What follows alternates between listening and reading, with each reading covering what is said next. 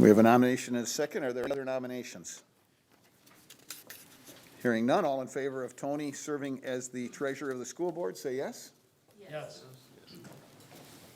Very good. So we've elected the officers, all continuing along. The next is the appointment of the board liaisons. And Dan, are you willing to continue to serve as the Family Resource Center liaison? Yes. Okay, and I'd like to appoint you to that. Bob, you have served on as the liaison for the foundation. Are you willing to do that? Yes. All right. And Sally Isley is not present today, but I will be asking her to continue in the area of community education. And then we have the appointment of board subcommittees, and we have 3 subcommittees. The first one is the facilities subcommittee, and Sally and Bob have been serving on that, and that's an ad hoc committee. It is serving for a period of time. And Bob, are you willing to continue to serve on the facilities committee? Yes. Okay. And Kathy, you've been serving on the policy committee. You willing to continue to serve that? Yes. Okay. And then the personnel committee has been myself and Bob, and Kathy has just been added to that as a former school teacher. See value in that. So are you two willing to continue to serve? I am. Yes. All right. Well, that completes the board reorganization. Let's go down to the number 6, which is the board and district leadership team strategic planning. A legislative update from Superintendent Mella. Yeah, we met with our legislators this Monday, and again, as it typically is, the agenda was heavily focused around the state budget. And it seems, according to our legislators, that there's a little bit of a game of financial chicken going on, where neither side is willing to put out the first proposals and make any statements that way. So that being said, they still do believe that a budget will be completed, and they're hopeful that it would be voted upon by June. That does create some problems for us in our for planning purposes. Typically, we've got some numbers coming out from DPI to do our formulaic building of the budget already in May, but none of those categories have been populated for us by DPI, so it's a bit of a waiting game for us as well. So that just means there may be a delay in us being able to get more clear financial information out to you and the public in a timely manner.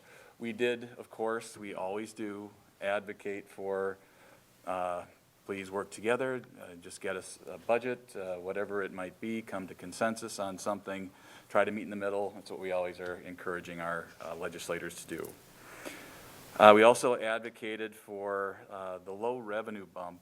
Tim St. Clair, former board member, had advocated for that with the state legislature, and that process resulted in districts that spend well below the state average or get revenue well below the state average, which Plymouth is one of them.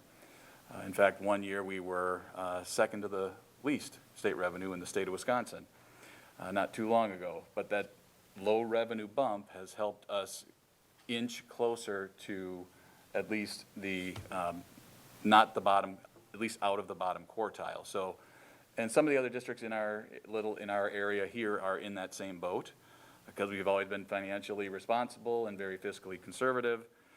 And then when we were locked in 1993, at that time, it kind of makes it hard to gain back. But this revenue bump is very important to many of the districts, including Plymouth, right around us. And so, again, we advocated for that to be part of the package. One area that seems to be an area of general consensus among whatever sides of the argument that you're looking at is that there seems to be a desire to increase funding around the areas of special education and mental health. And so nobody really, we're not able to get any solid proposals. What does that mean? Give us some details. But at least in concept, that seems to be an area that the legislators and the governor and we as advocates are all in favor of. So those were the main topics of discussion. So, Dan, the revenue bump has to be renewed every budget? Yes. Cycle, oh, okay. It's good to know. Did you get any sense from the legislators? They were, it was kind of a game of chicken. It was, They wouldn't say it all. right, yeah. People are currently playing poker and they're holding their cards pretty close. All right. Any other comments or questions? Well, let's go down to item number 7, the academic pillar of excellence, and we have the approval of the high school 2021-22 course guide, and Principal Joe Brandel. Is he in the room? There you are. So the same discussion that we went through, a few changes to the course guide, nothing major. The class for 2024, as Mr. Mello mentioned, the behavioral science, we want to make sure we can take care of students and their bodily needs, those kinds of things, which they will be now required to have half a credit of that, which we are adjusting with our social studies department. We are dropping 2 classes that did not meet the needs of our students, and then we added in the behavioral science course. 2 of our business courses just changed names to make them a little bit more relevant to today's society.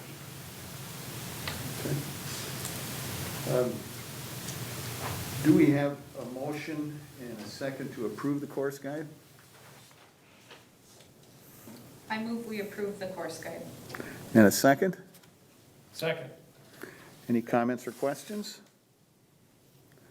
I have a question. I learned today of a neighboring school district that allows students during the summer school to take credit courses for health and for 2 of the 3 Phi Ed classes that they need to do, which then allows the students during the school year to take other electives.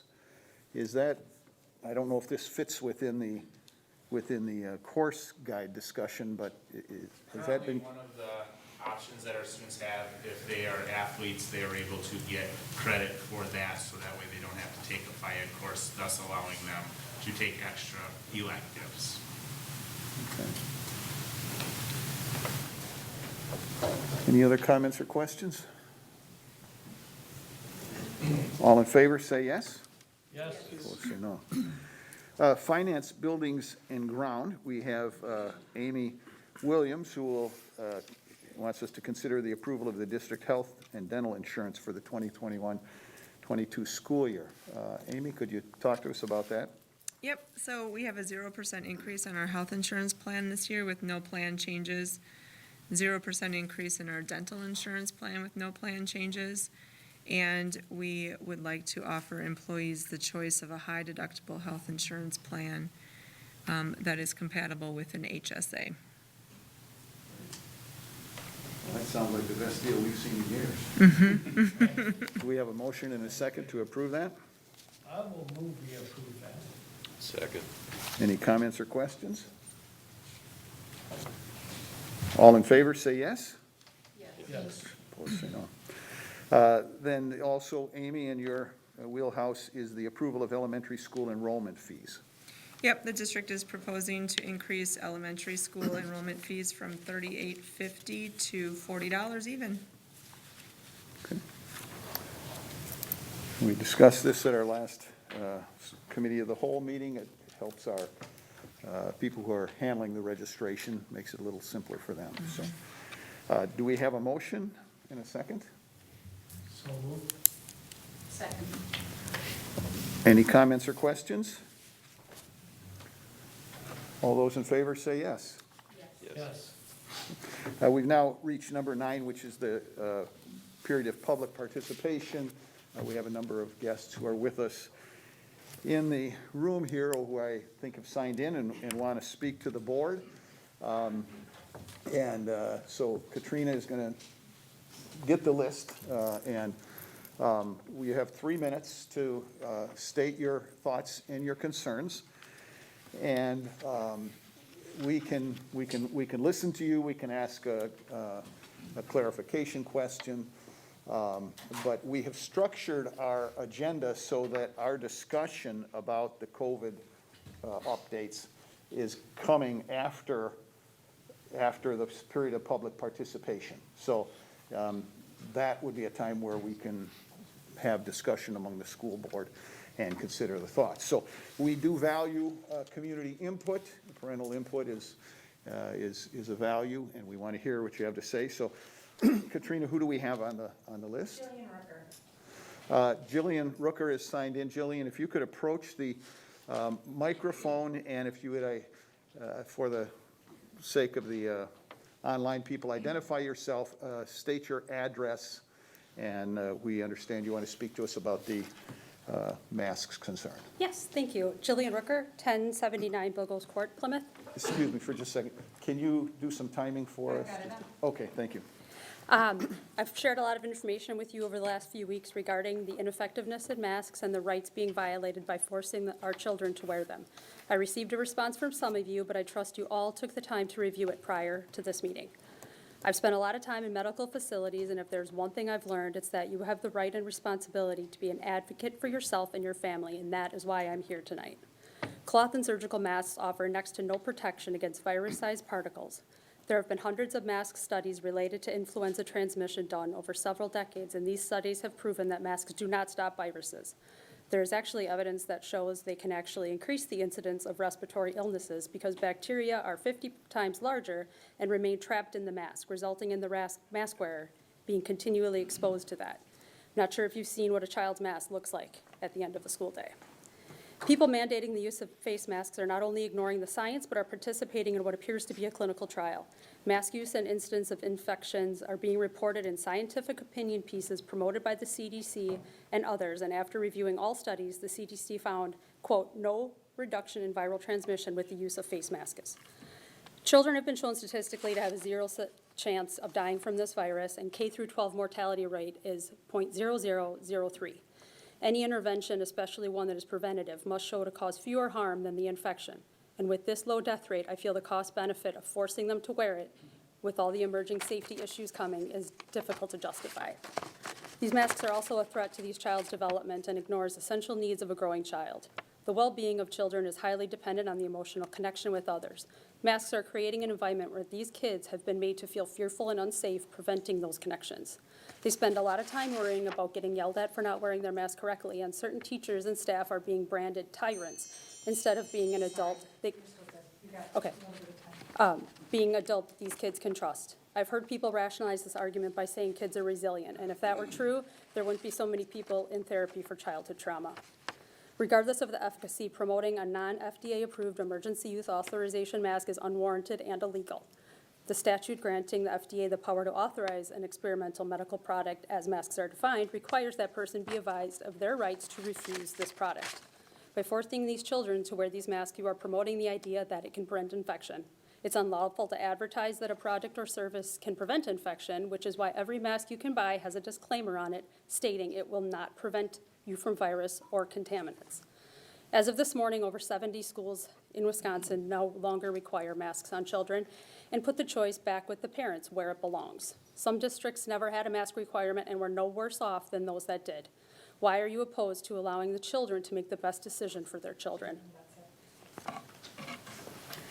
Thank you, Jillian. We appreciate that. Who is next on the list? Tyler Ostrom. Tyler, if you could give your address. 146 Plaza Lane. Can I ask a question, Julie? Go ahead. A clarification question? Yeah. What is your background? Mine? Yeah. Is it medical or? No, I have a rare disease that's caused me to spend numerous hours in hospitals, clinics, facilities all over, and two of my daughters also have it. So it's more of I research absolutely everything to make sure I make informed decisions that relate to myself and my family's health. Thank you. You're welcome. Thank you. Tyler? Hi, my name's Tyler Allstrand. I'm a resident here in the city of Plymouth. Last year I had a daughter graduate from PHS and currently have a daughter in 5th grade and 10th grade. My reason to speak today is mask updates. I hope that this decision will not be made by the board itself. I commend the district's decision from the parent survey recently, this past spring, about the block scheduling and virtual learning. And I do highly recommend that they do the same, if need be, to get community involvement and answers from parents on this mask issue. I understand the board and district wanting to follow local, county, and state guidelines. However, I do believe that after a year of this pandemic, studies and questions and concerns on both sides of the decision, both sides of this decision are readily available from reputable sources, prestigious institutions from across the country. Many teachers, coaches, faculty, and staff that I know got into the profession because they love kids, want to see kids grow and mature and be successful. I have a sister that currently teaches middle school math in the Twin Cities area, Minnesota. My sister, along with many teachers and staff in our district, tell and encourage kids to think outside the box, think for yourselves, to question and do research on things that matter in their lives, whether it's politics, religion, family issues, current events, etc. I ask that you board members do what they do. Don't just take medical advice from county and state medical authorities. Do some research, find out, look for yourself that there are many studies out there that show continuous mask wearing for children all day long in school is not healthy. My kids have complained of headaches, shortness of breath, being extremely tired. My youngest one has had multiple issues after physics class with shortness of breath, leading to throwing up in her mask and being sent home more than once. I believe that this mask requirement decision for our school district needs to be made with help by the parents and local families, not just by state employees, unions, or doctors working in Madison and trying to put more of a broad approach over all the school districts. What might be best for a district in Madison based on their parents' input might not be the same for our district here in Plymouth. I believe that parents can choose what's best for their kids regarding this mask requirement. Parents can choose to send their kids to school with or without a mask, as it should be the choice of the family. It should not be a requirement. At this point, without a state mask mandate in place, I believe it should be up to the families. If the board is unsure of making this decision, then I would highly recommend getting the input from parents in the school survey, or leaving the decision and choice up to each family.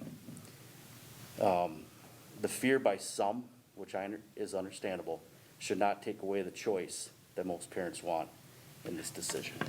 Thanks for your time. Thank you, Tyler. Who do we have next on the list? Michelle Shutter. 111 Kim Court. I'm sorry, what was the address? 111 Kim Court, 111.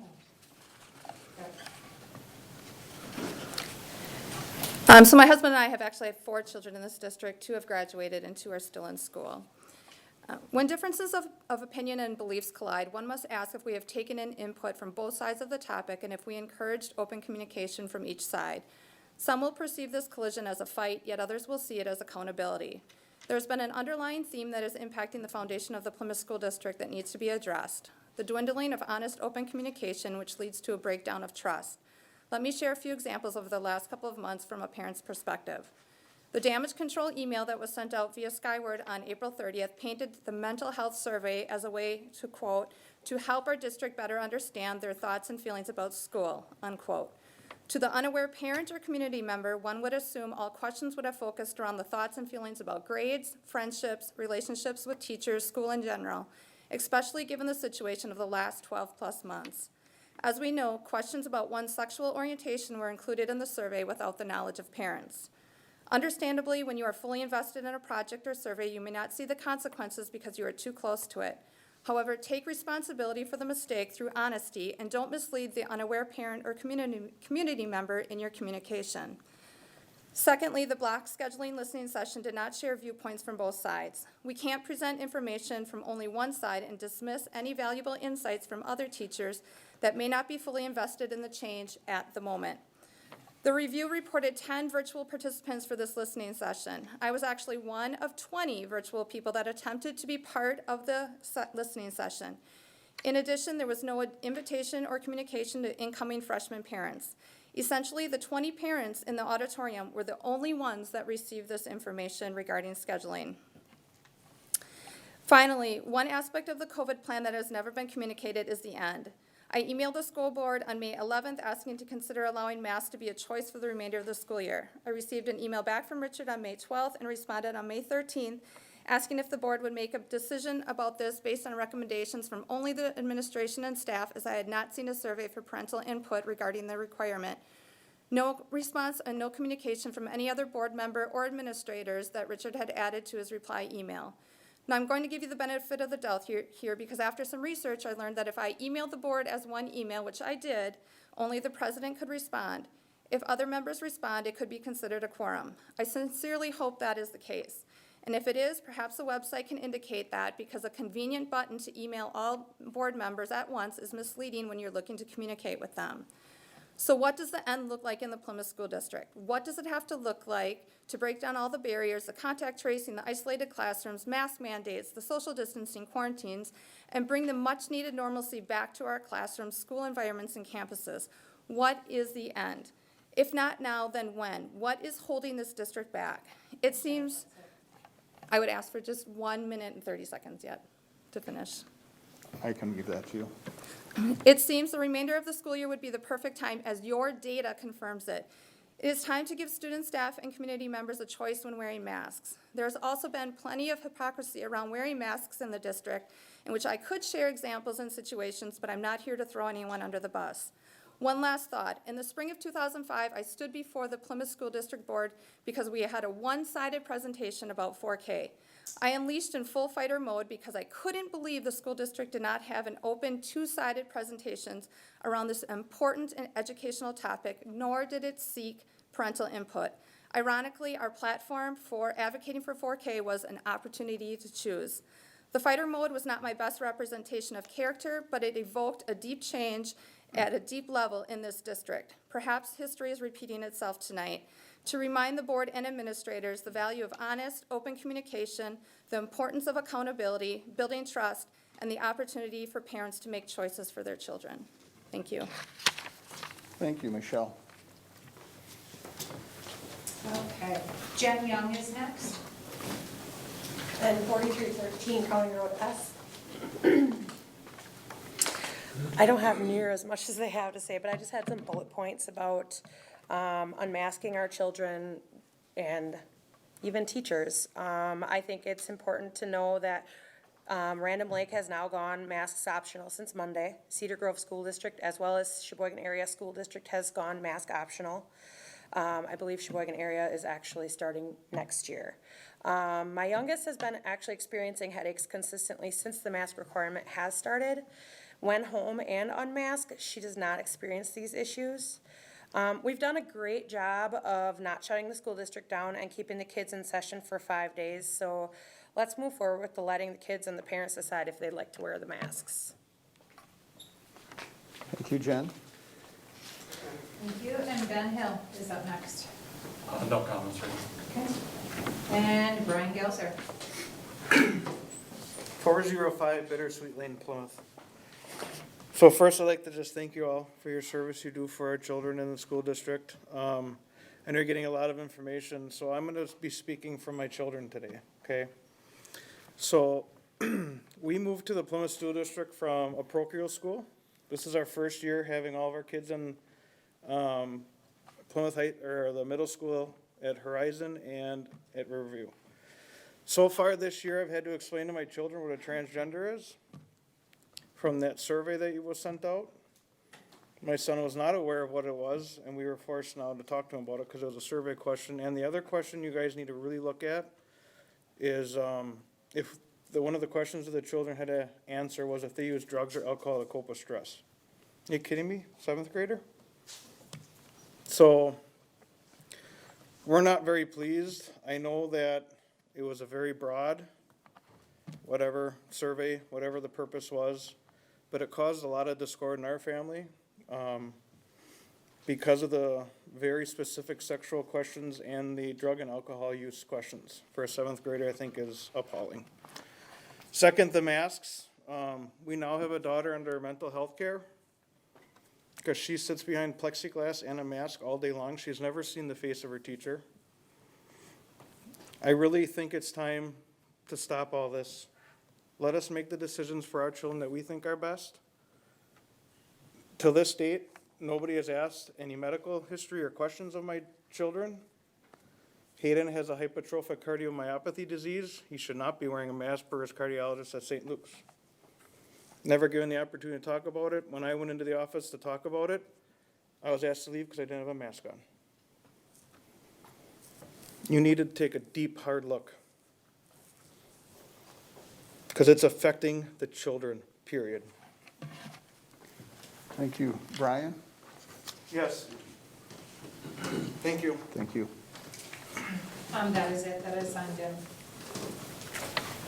Okay, I think that completes our, Mention anybody online? Oh, do you want to ask if there's somebody online? is there anybody online that wishes to address the school board? Maybe with some different plans or ideas or anything? Facts?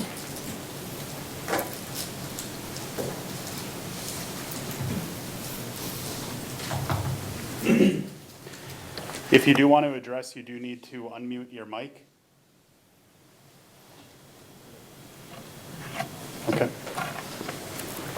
Okay, thank you for the community input. We're going to close out our period of public comment. And let's go down to number 10, which is the education COVID update and revisions. And Superintendent Mella, could you speak to us? There's some people from across the hall that, but they didn't sign up on the sheet. Right, well, because, they still think. I think that, It's up to you, Richard. it's up to you. There are a couple people across the hall that didn't sign up. That may Probably want didn't know. Well, let's give them the opportunity. We're decent on our time here, so.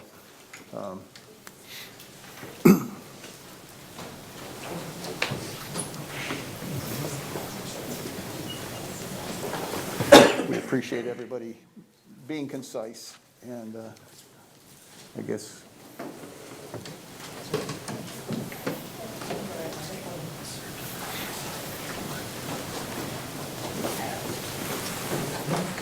You could state your name and give us your address.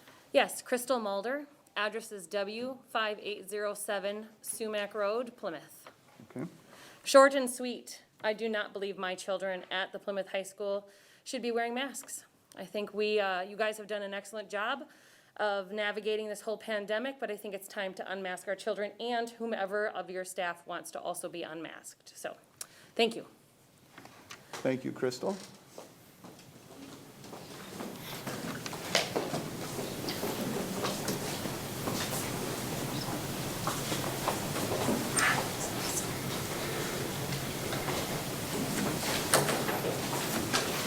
Miss Marina? Yep. Marina. Marina, if you could state your name and your address. I'll try, I'm not very tall. Marina Holly Pritzloff, 4378 County Road N.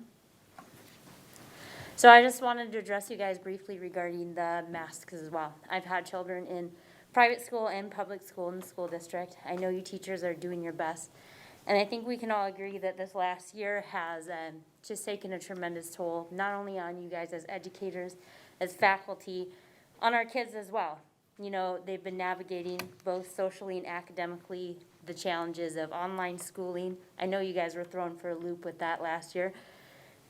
It didn't turn out as any of us hoped it would, I think, but we've all been doing our best. At this point, I've seen a tremendous impact in my own children from a mental health standpoint.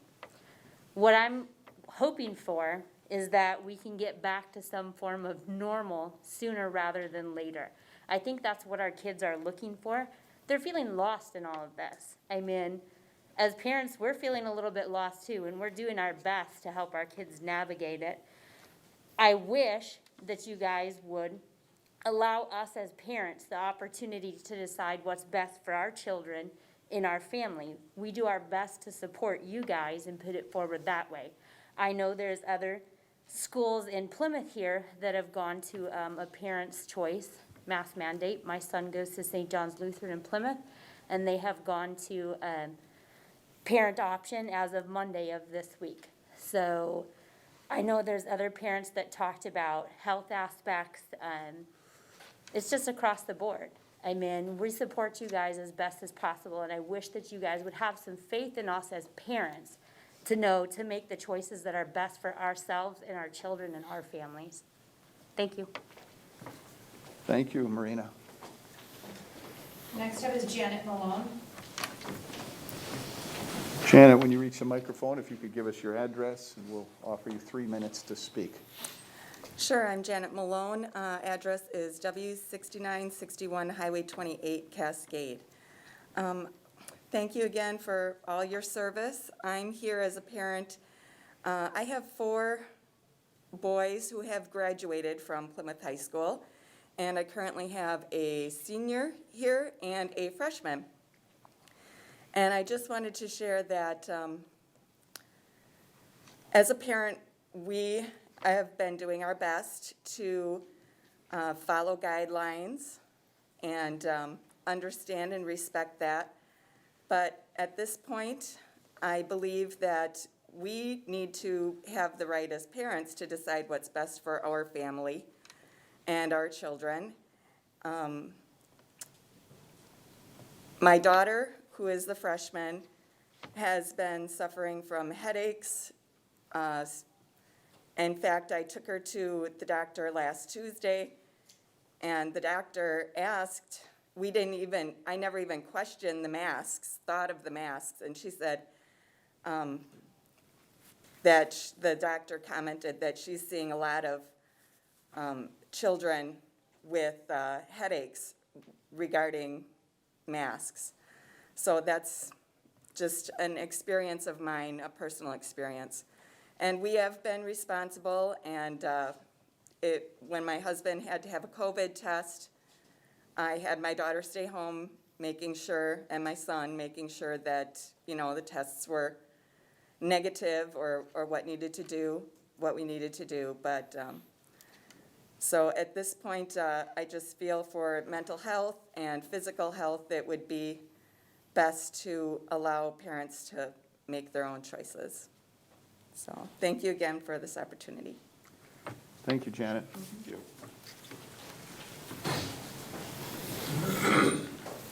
we have others who wish to speak? Okay, very good. Then I will close out once again the public comment portion, and we'll go on to the comments by Superintendent Mella. Yeah, well, first of all, thank you, everybody, for coming in, and I know this is an issue with a lot of emotion, and it's on multiple levels and multiple sides, and I thank you for going with the process and being respectful of the process. And that's really what it's been for us since March of last year, is a huge process to try to understand how to navigate this pandemic and use the resources that we have to understand what we can do to make it the best education possible for kids, given the circumstances that we had. And so, again, thank you for that, for your respectful opinions and expressions of your thoughts. Currently, during this update, I always give an update about where we are. Our numbers we have in the district, we have 2 positive and 8 students in quarantine due to those positive cases. That has been about average. We had 1 week where we had 0, but otherwise we typically have about this level currently in the district. So what I would just like to say about where we've been and where we're headed is, it kind of gets to the point of, I think, Michelle's comment, when are we done? Everybody wants to know that. When can we take these terrible things off our faces, right? So we have 12 days of school left. We've managed to make it through this school year with an average of 2.5 students put into quarantine for any student or adult who was in our building while infectious. There isn't any other school in the county that comes close to that low of a level of quarantines per active COVID student or adult in the building. Part of that is the teamwork. It was mentioned here by a couple different people. Families keeping their kids home when they were sick, or there was a COVID test. I mean, we all did that through this process to try to make sure we were looking out for everybody else so that they could stay in school. And so our process has been successful that way.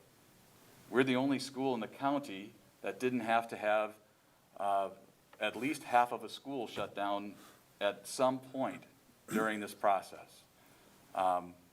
So our nurses, our team of principals, our teachers, the families, the kids, everybody has been in this struggle to create a great educational system in terribly adverse circumstances from the start of the school year. What I'm going to recommend, what I would recommend, would be that we finish these 12 days of school. We've been using the advice of our local nurse team. We've been using the advice of the CDC, the state health department. We've used all of that. We've modified for students or parents that have a need, that have had a need with masks or with spacing and those things, when we've been made aware, at least to my knowledge. That your case I'm not aware of, and if that's the case, then that's something that I would apologize for, because we need to deal with those things. And so the kids have mask breaks every day at lunch and outside, because they're outside playing. That's currently been going on since the beginning of the school year, and their teachers are out there and they're with them, and when the kids are outside and they're playing in Phi Ed, they don't outside, they've been taking their masks off because they're spaced out and they're playing games outside that are far enough apart. This order, not the order, our reopening plan, the plan that we were going to have to go through the school year and try to make it this school year, ends, what's our last day, June 8th? Yes. June 8th. It's our last day of school. The order ends on that date. So what happens after that date is we kind of revert back to what we've always done, which is if there's some sort of public health issue, our nurses inform us. We, as an administrative team, say, okay, we deal with that, and so we'll move forward, we'll take some action, or we won't take action. And right along now, in these last couple of days and weeks, and CDC guidance was kind of goofy about schools. It was said one thing last Friday and then it changed on Saturday. That's why Sheboygan went maskless for Monday, or then they had their meeting on Monday, and now they're back to masks, and they're going the other way until next year. What I would say is, let's finish the school year out. We've made it this far together. Let's not create a group of masked kids and not masked kids, and who got a vaccine and who didn't get a vaccine, all that stuff. Let's try to keep that out of this last stretch of this school year. And let's shoot for a graduation and finishing the sporting teams that are going on, doing that together. They're outside running track and playing soccer and doing softball tonight without a mask on. And the fans are there too. So we've got those spaces, we've got those mask breaks. And then, at the end of the school year, we move into our summer planning for next year. I think those CDC guidelines and even our local health, Dane County, Waukesha County, I think it's coming our way, are all going to be saying, loosen the restrictions. And if we've got the ability to do that as an administrative team like we always have had in the past prior to making this plan for the school year, we can be immediate with those types of things when those restrictions come off. So my recommendation would be, we've got 12 days of school left. We started together, let's finish together, and then let's start planning and building for next year, because I think with the vaccination rate the way it's going, I think most restrictions will be lifted in fairly short order over the course of the summer. That's just my belief about it. It's my recommendation. You've heard from families, so it's your turn to debate these issues. Comments and questions?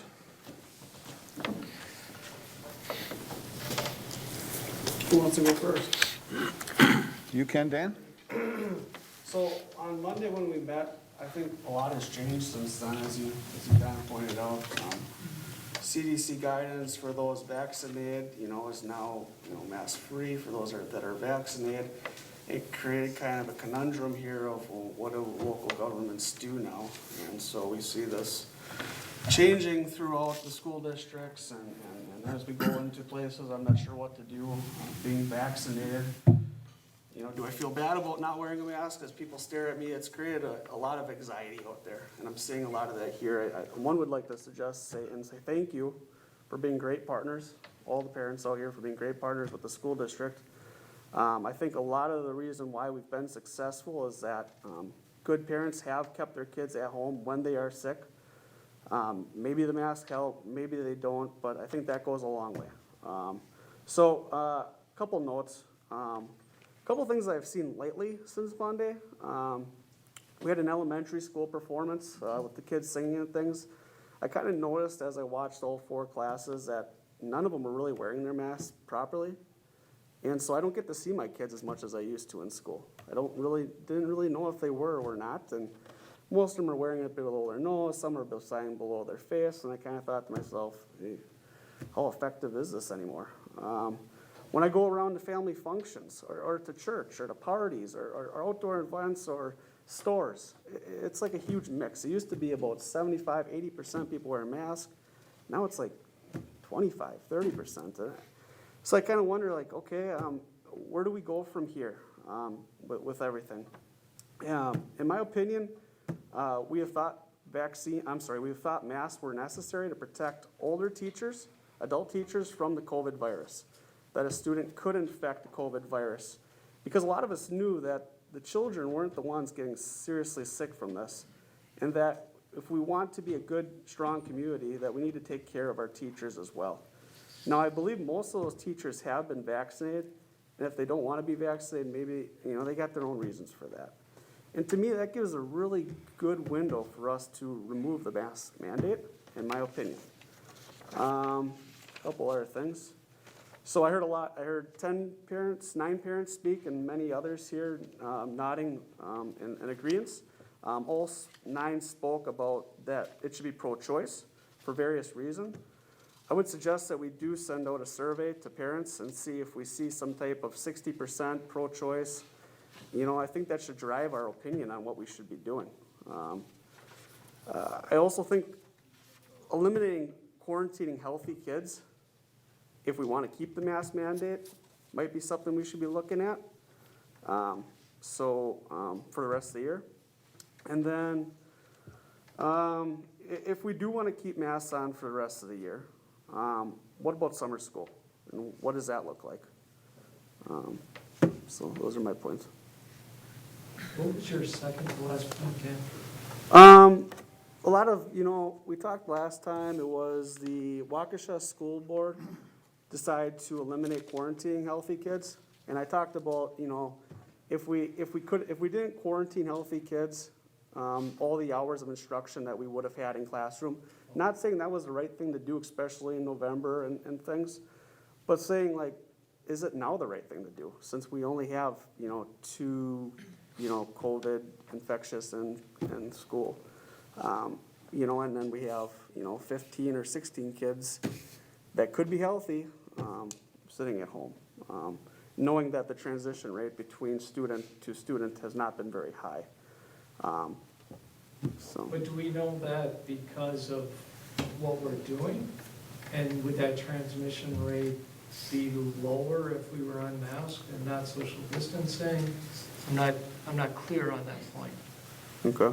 I think our own data proves or shows a pattern that child-to-child transmission has not been likely or has been happening. And you suggest that that's because of masks and other things? I'm just questioning if our district is the only district in the county that didn't have a major shutdown. Because of the practices, the cooperation with families, the great work of the staff and the administration, if that's why we didn't have a major shutdown, where every other school district in the area did, what explains that other than the behaviors that we've done this far throughout the year? Whatever it is, maybe I don't believe it's any single one thing, but I do believe it's probably in combination that we've created the best possible environment in a very ugly time. So if we've been that successful for this long, why for the last 10 days or whatever it is, why would we need to make that change?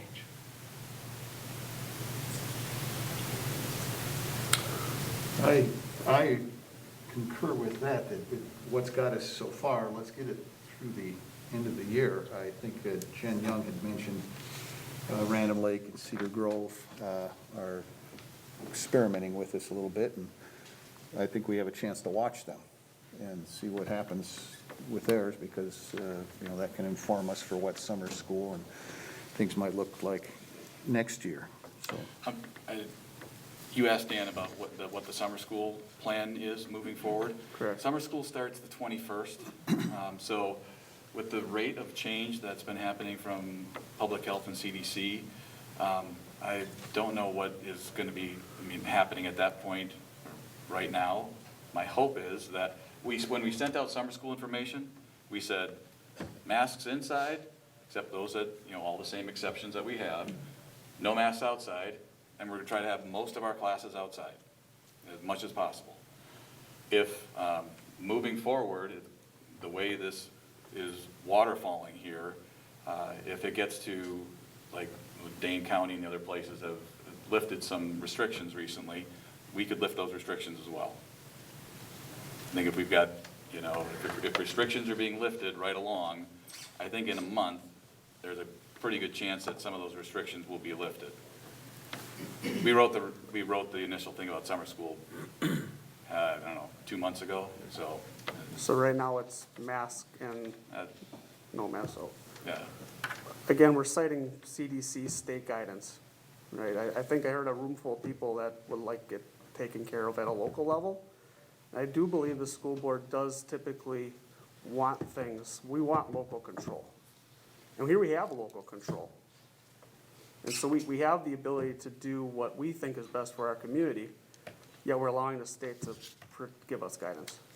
And I think that's the frustrating part for me. I don't think there's anyone on this planet that totally understands COVID, how it's transferred, how deadly it can be. We see countries like India right now where it is just gone totally out of control. So to believe it doesn't exist is, it's just not possible to have that thought process if you look at the news. The reality is something's going on that there aren't any experts on it. Nobody knows what the best thing to do is, but we can look at what different communities have done in different places and what are the best practices to deal with this very unknown threat. And from those things, we have to make a decision as a community. We as community leaders have to make a decision, what is the best for the community as a whole? I believe if you think about the mask, and I will tell you, I absolutely hate wearing a mask. But if you look at what was originally said about the mask, it was never about you. It doesn't protect you. It protects someone from you. You wear the mask for the other person. You wear the mask, and yes, it's uncomfortable. I hate wearing it, but I'm not doing it for me. I'm doing it for you. And when we talk about a choice and making a choice for our kids, I understand that. But if the real reason you wear the mask is to protect other people, and someone else is making the choice on, I'm going to protect someone else's child or not, wearing the mask protects the other child. So, we can only deal with the best information that we have, and the best information we have is really mixed up. You hear stuff every single day, and it's always different. But you can watch the news and look, and you can see when you don't do anything, it doesn't come out well. That's not true. Well, many states, Please, many sir, counties I'm sorry, So- you don't have the opportunity to speak, we already. So You need to listen. I am sure that we can all cite examples. I'm sure of that. But our experience as a school district, as a community, we have been extremely successful to this point. To this moment, it's been very, very successful. For the next 10 days, why not continue what we have done?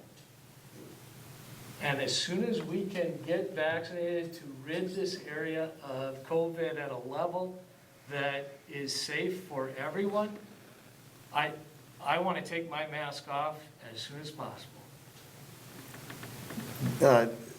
When we talk about the important data, Dan, to your comment about CDC and county, I think the most accurate data and what has been somewhat, maybe even largely responsible for getting us through this school year has been our internal data.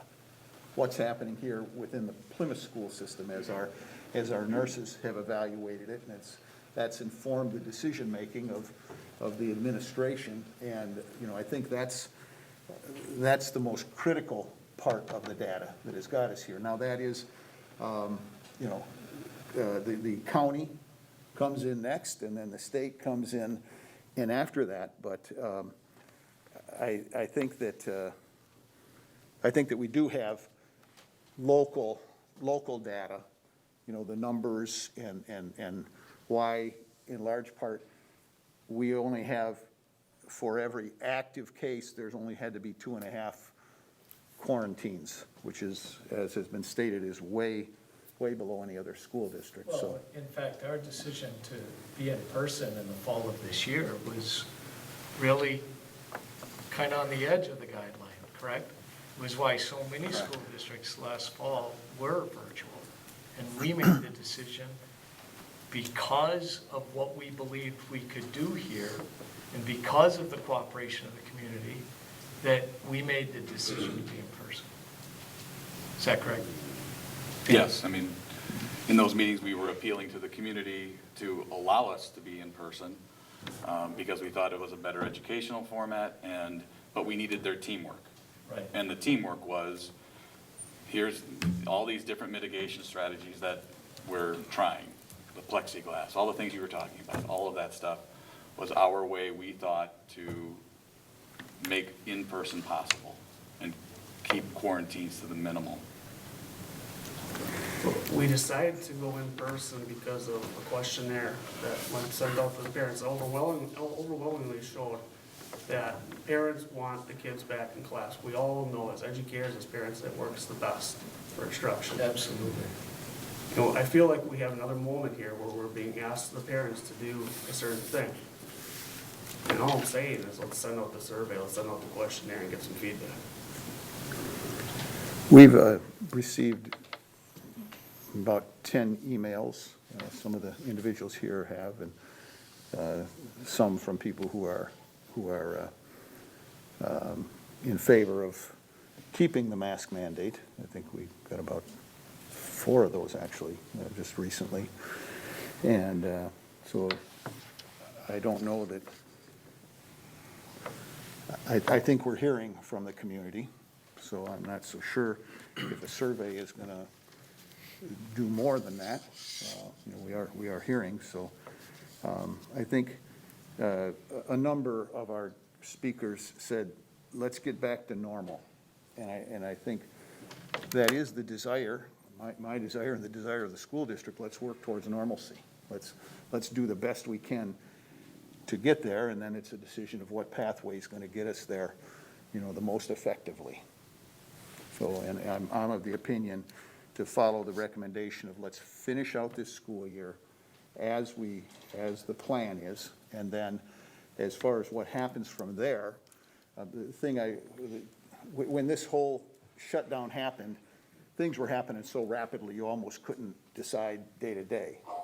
Well, it seems like we're in that type of a position once again, where things are happening rapidly that, you know, what somebody said on Friday is different than what comes out on Saturday.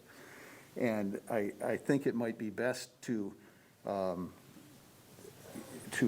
empower the administration going forward to make those decisions so that they can be made as rapidly as possible as they get the information.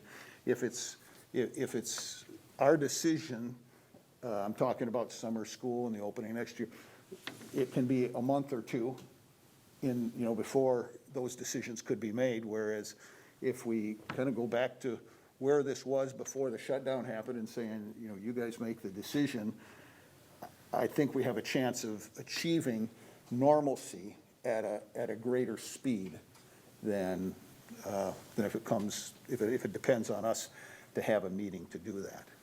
So, Are we able to ask a question for you to like clarify or not? In your discussion? Just give me a second here. The period of public participation has concluded, and it's, I don't want to speak, I just would like a question, to ask a question for clarification purposes in your discussion. you could ask that of me. So how do you explain the spike in November when you were wearing masks at that time? There were spikes in November and high school was not full-time and the majority of high school students were quarantined, and yet then we had the decline to where we are and we've done nothing different. So how do you explain that? My opinion, how accurate it is would be that things had started to open up, people became somewhat lax. You realized, oh my gosh, this is happening again. You know, that's my opinion of it. So, and then people became a little more serious about community activities. But we continued doing what we were in the school, but we can't always control what happens in the community outside of the school. But I'm referring to the spike in the school district in November, not community-wide. It could be a reflection of what was happening in the community. Board members, we haven't heard from a couple of you, Tony and Kathy. Well, you know, I'm hearing a lot of frustration, a lot of uncertainty. I feel those things too. I don't know why I thought when it got to the end, this would suddenly become easier. How can I still be so naive? I thought once things started getting better, it would just be easier and it would just be a clear path, and it's not. I agree with Dan. It's hard to know, when should I wear my mask? When shouldn't I? Is it safe to wear it now? Because I am vaccinated as well. That causes a lot of anxiety for me. I think that could also cause anxiety for kids. Being in school, they're wearing a mask. My mom said I have to wear a mask. Why can't I take my mask off? I can see masks all of a sudden becoming a huge issue the last 12 days. I'm in favor, as disappointing as this probably is to hear, I'm in favor of keeping masks until the end of the school year. I think let's just stay the course, and the fact that they can take them off outside, and the weather's been spectacular. I drove past the school today, there were a lot of kids outside. So they do have some breaks. So what about summer school then? Can I ask you, Tony?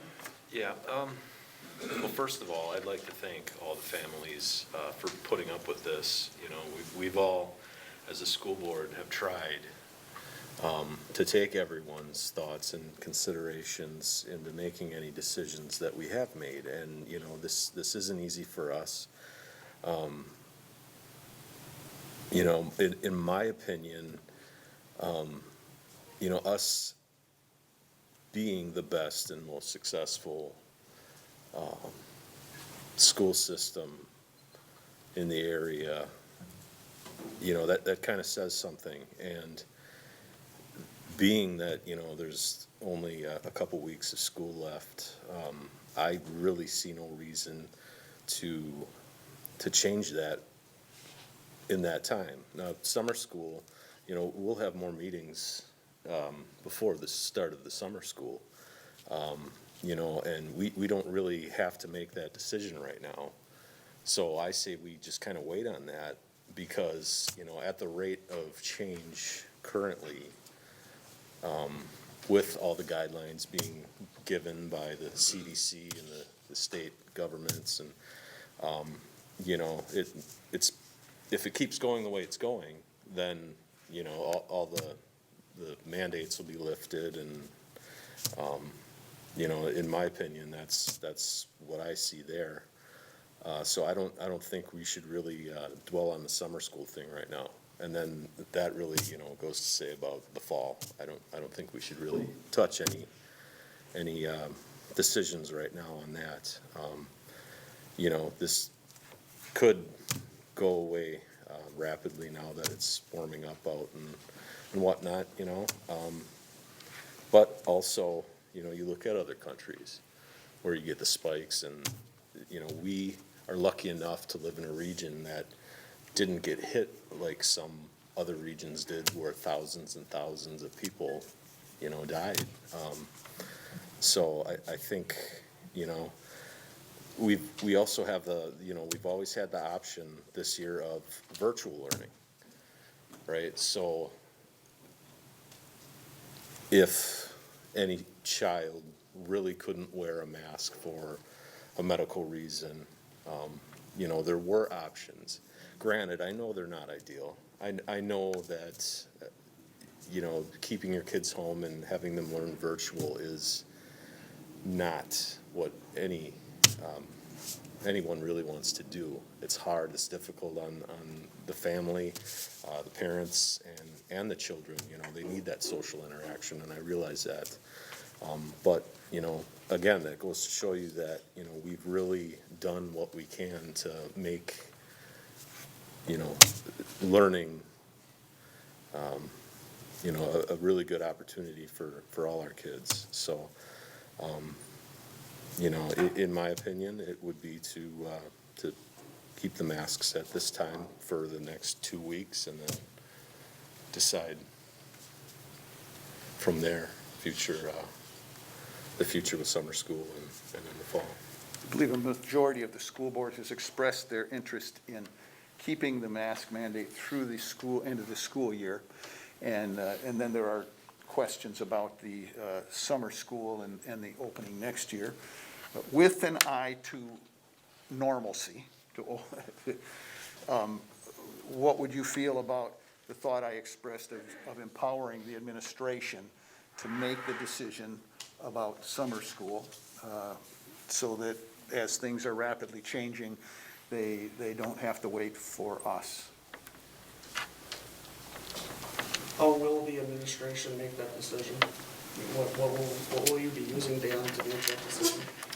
Oh, we'd be using the public health, CDC, our nurses, the team of nurses that we've been using.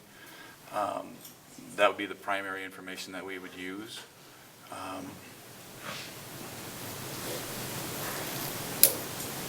I think that would be the primary information. So my fear in that is that most of those decisions are made Dane County, Milwaukee County. And those counties, those school districts can make decisions for themselves. And I would hope that we don't always follow suit with what guidance they give us, but. It was interesting today because Dane County lifted theirs today. So, I mean, we got Dane County and Waukesha County, two very different places. I think it's coming.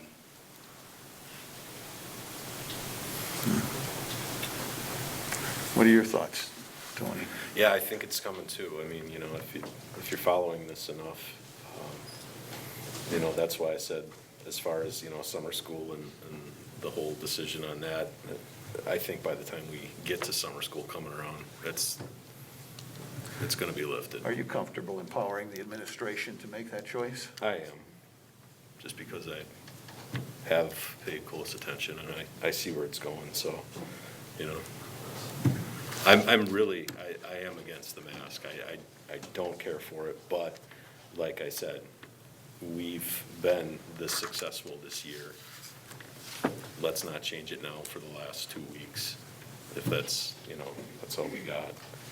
Kathy, are you comfortable empowering the administration? Yes. Bob? Yeah, I fully support what the administration comes up with, and based on the best knowledge that, or the best information that they can have to put together a plan. They did it to get us into school, and I think they'll do it to get us out of masks, so, yep. Now, the part about continuing through the end of the year, we don't have to make a decision on that because that's part of the plan that we had previously approved. But I think we should have a motion, approve a motion to empower the administration to make these decisions moving forward into the summer school and the next school year. Do we have a motion accordingly?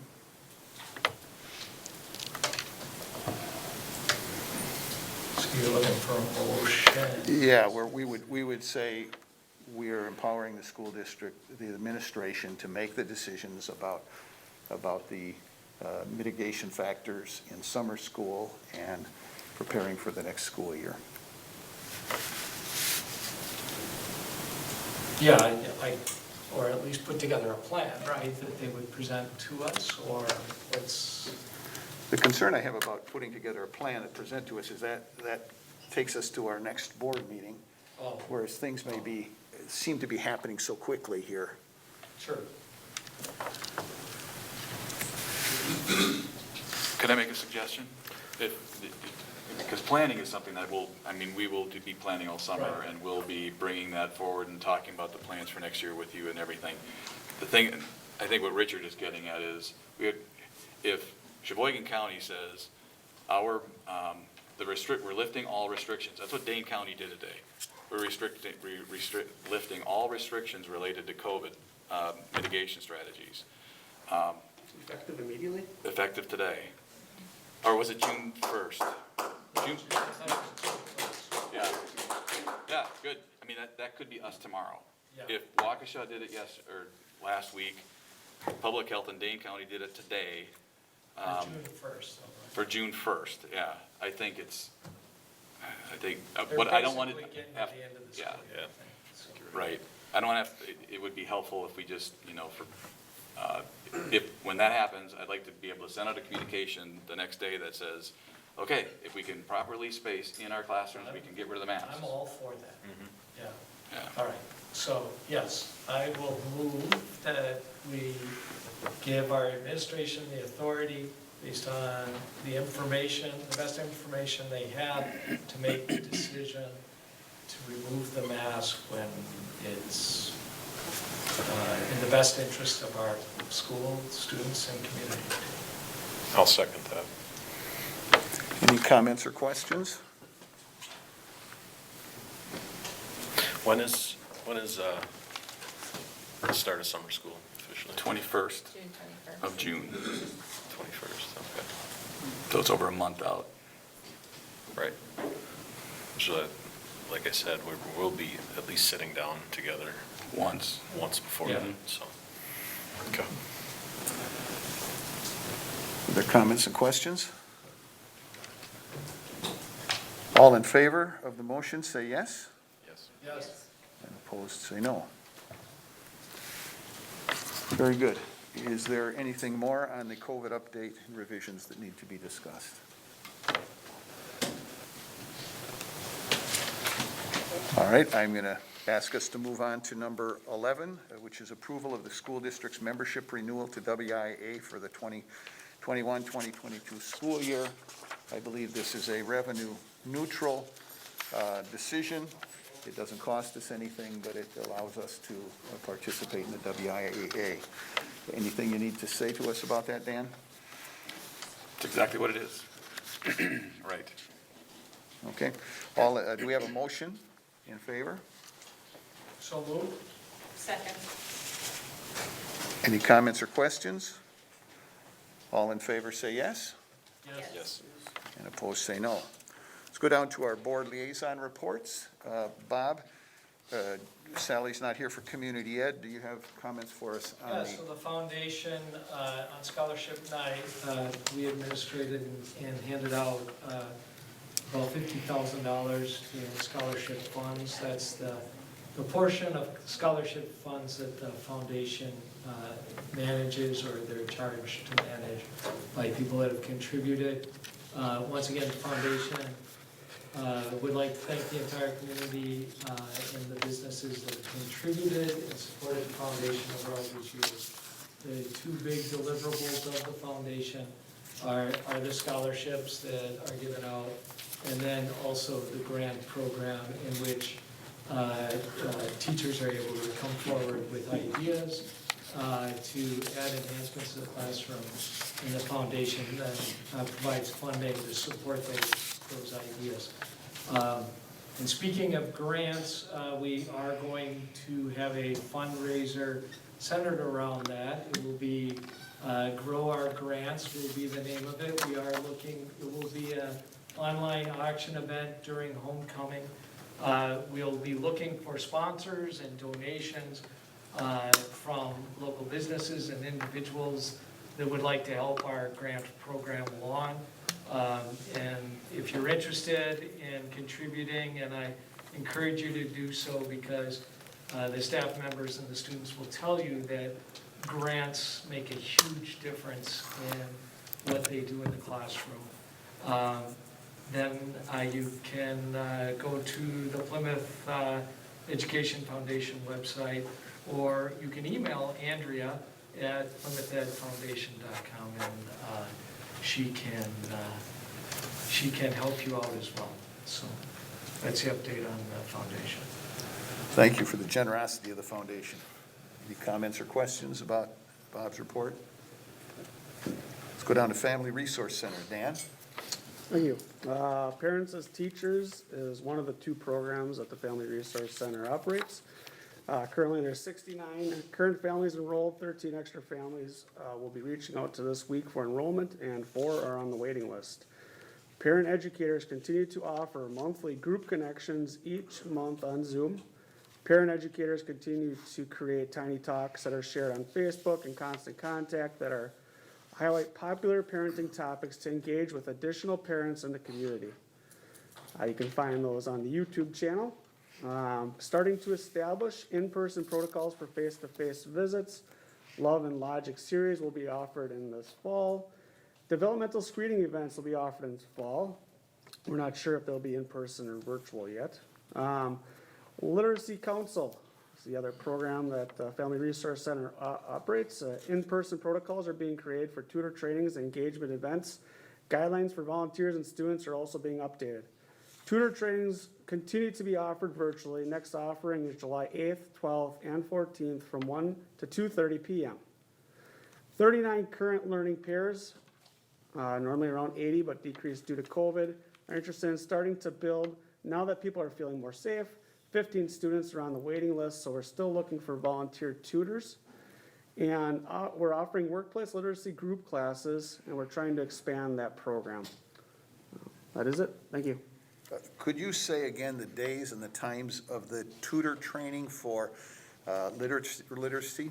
Yes, July 8th, 12th, 14th, and that's from 1 to 2:30 p.m. There's also opportunities at night as well, but she doesn't have dates. Okay, thank you, Dan. Any comments or questions about Dan's report? All right, let's go down to personnel. We consider approval of the changes to the 2021-22 support staff handbook. Dan? Yes, so we had the report on the support staff handbook changes at our committee of the whole meeting, and the changes for the support staff handbook included special education licensure certificates and how they're reimbursed. It's a timing issue for them, which should be helpful for them. And then how vacation is accrued throughout their careers with us, and then some legal and technical updates. And so we just would need a motion to approve that. We had the discussion in the committee of the whole. Do we have a motion to approve the support staff handbook? So moved. Second. Any comments or questions? All in favor, say yes. Yes. Yes. Opposed, say no. Then the approval of the changes to the teacher employment framework. And again, we talked about this in the committee of the whole, and what we're looking at there, the changes were including teacher salary ranges to make sure that we are competitive with our local and regional cohorts, and then some technical and legal updates. Do we have a motion to approve the teacher employment framework? So moved. Second. Any comments or questions? All in favor say yes. Yes. Opposed say no. Letters C through I all deal with contracts, teaching contracts. And Dan, can you walk through those with us? Yes, in fact, the first one, C, we'll pull out separately, and you can make a motion and vote on accepting this contract, because that person is here. And as you know, John Mather, longtime serving, greatly loved principal at Parkview, retired this year. And so we have hired Jason Cole to be the Parkview Elementary School principal starting in July this year. So Jason received his bachelor's degree from the University of Wisconsin-Whitewater, a master's degree from Cardinal Stritch. Jason has over 20 years of teaching experience and 5 years experience as a principal. And he's here, so I'm guessing he would like to say a few words and introduce himself. Sure. First, I'd like to say it's just great to see so many community members, family out. And being my first board meeting here in Plymouth and seeing so much support, it's wonderful to see. Like Dan said, I'm very excited to be part of this family, Plymouth, and I want to thank extension out to the admin team that has reached out to congratulate me. And I could not be more pleased with my interactions with John Mater, who is just an outstanding individual. And I look forward to working with him to make a smooth transition. But I am looking forward to spending many years as a Plymouth Panther. And as I have my bow tie Tuesday, so that's why it's not traditional that I wear a tie at all. I like to be able to breathe, but bow tie Tuesday is what is kind of one of the things I do. And I just love kids, and I'm really looking forward to being a part of this community and this family. So thank you. Thank you. We have a motion to approve the contract. I would like to move we approve Jason Cole's contract to be principal at Parkview Elementary School. Second.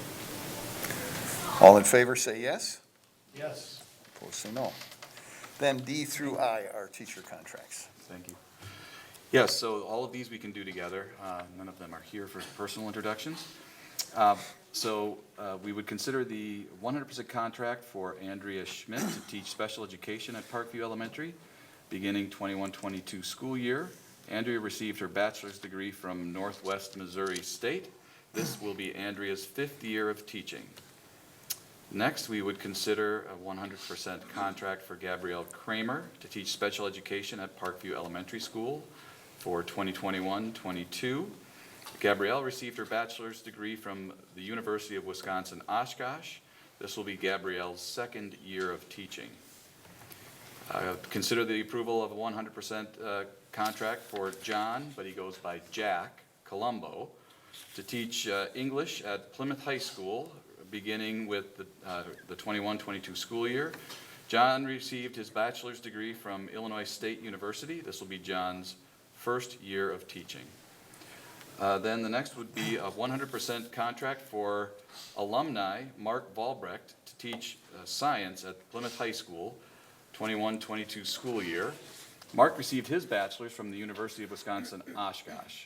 This will be Mark's 13th year of teaching. Next, we have Charlotte Anderson to teach social studies at Plymouth High School, beginning 21-22 school year.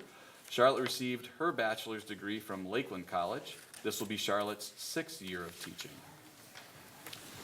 And then another alumni, a contract for Kevin Butters to teach science at Plymouth High School for the 21-22 school year. Kevin received his bachelor's degree from the University of Wisconsin-Stevens Point and his master's degree from the University of Wisconsin-Oshkosh. This will be his 10th year of teaching. Do we have a motion to approve these teacher contracts? So moved. Second. All in favor say yes. Yes. Yes. Opposed say no. Dan, do you have a support staff update for us? Just one person on support staff update. This doesn't require any action. David Harvey has been hired as a full-time custodian at Plymouth High School. Thank you. There was item number 14. There was nothing on the consent agenda taken off for separate discussion. So it brings us down to the president's report. And I want to say thank you to our community for your input. I also would like to announce that we do have an opening on our school board. We have a vacancy to fill. It's somebody who needs to be an elector in the community and live outside the city limits. You can get an application from off our district website and get that back to us by Monday, May 31st in the district office. I think that would probably be like 5 o'clock in the evening when the office closes. And then what we would ask you to do is to meet with us at our Committee of the Whole meeting on Monday, June 7th at 5:30 p.m. to just give a brief introduction and answer questions.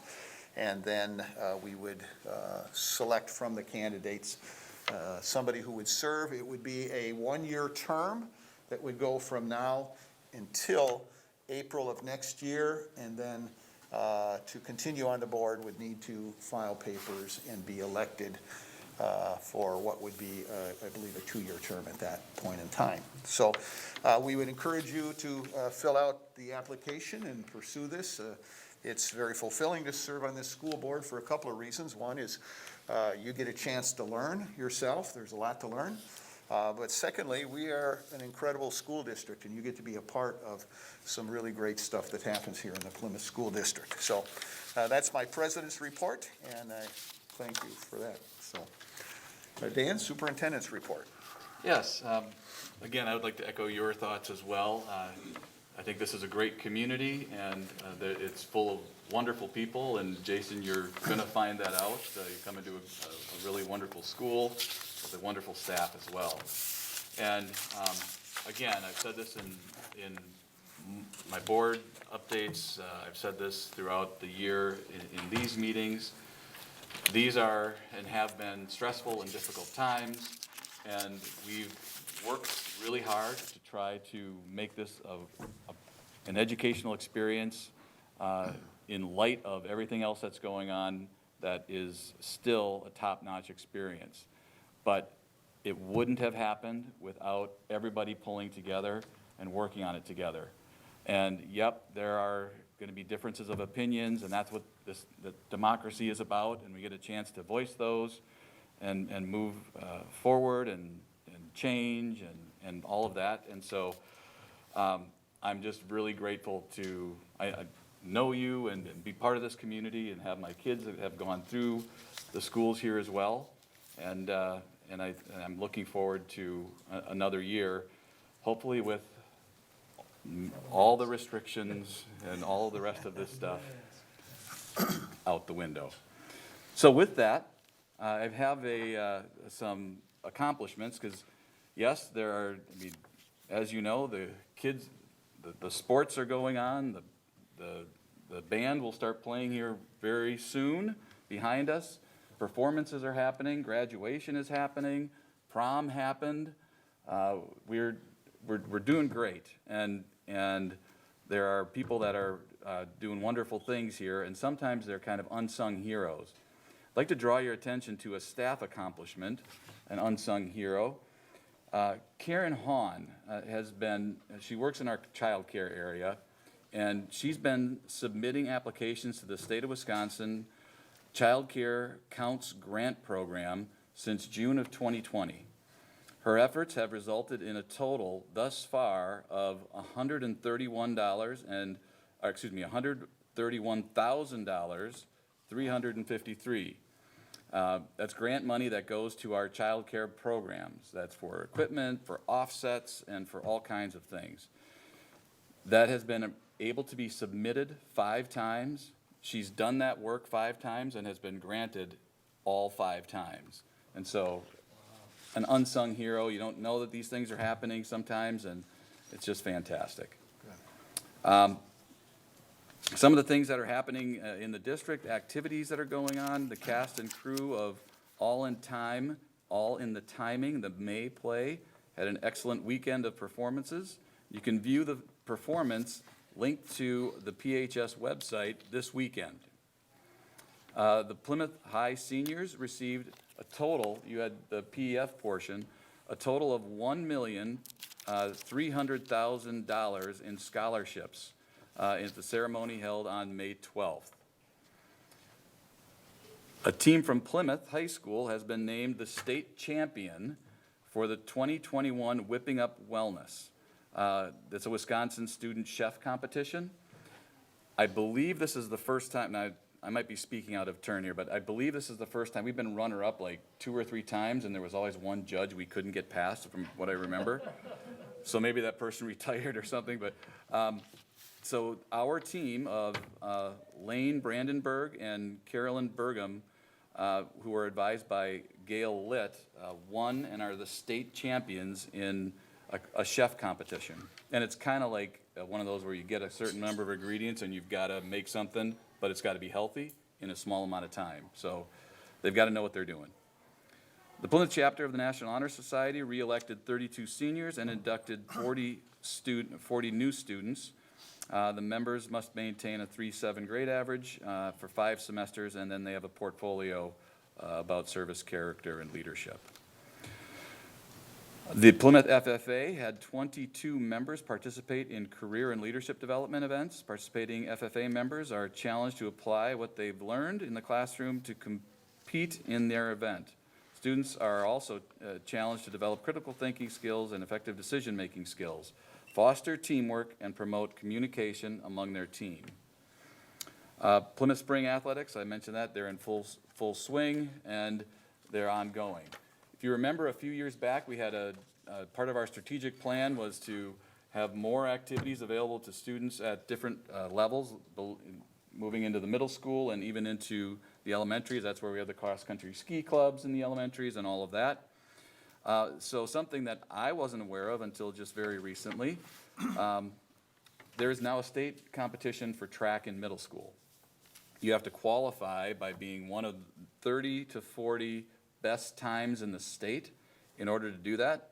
So our track team has expanded a bit and has kind of an ultimate goal to get there.